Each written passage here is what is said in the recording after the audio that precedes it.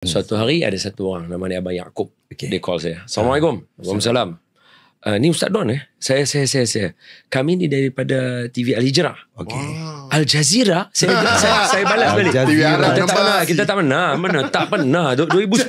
TV baru. Al Jazeera. Dia cakap apa Al-Hijrah dia kata.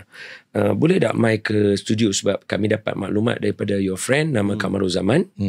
Saya doakan Kamarul ni sentiasa dipelihara Allah. Amin. Asbab dia mesti dapat. Okay.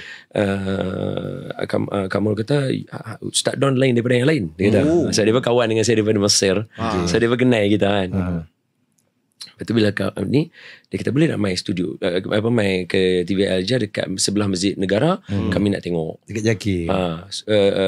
dekat Jawi. Jawi. So saya pun pergi.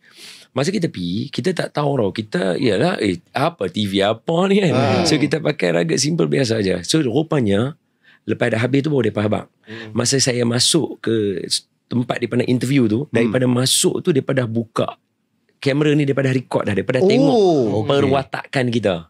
Masa kita duduk tu dia cakap kita sikit-sikit je, suruh tengok kita kamera. Kita tanya nak tengok tang mana lubang kamera ni. So dia ajaklah kita kan. Sebab tu itu semua kenangan-kenangan yang saya akan ingat lah. Yang warna merah Ustaz tengok yang warna merah. Betul. Okay. Dia kata Ustaz tengok tang lampu tu pun boleh atau dalam cermin tu pun boleh. So kita pun jenuh nak perhati mata tang mana ni.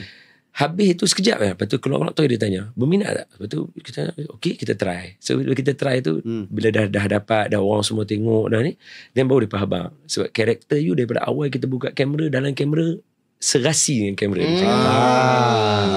So ketika itulah jadi. Dan saya pun macam biasa, telefon ayah saya. Ini pun saya akan bagi tahu kat semua orang juga, supaya semua orang please, zaman sekarang kebanyakan orang ialah anak-anak semua dah besar kan. You all punya anak pun dah dewasa juga kan. So dengar Uncle Ustaz bagi tahu. Tolong jangan benci mak bapak kita bila mereka ada pandangan yang different dengan kita. Okay. Faham.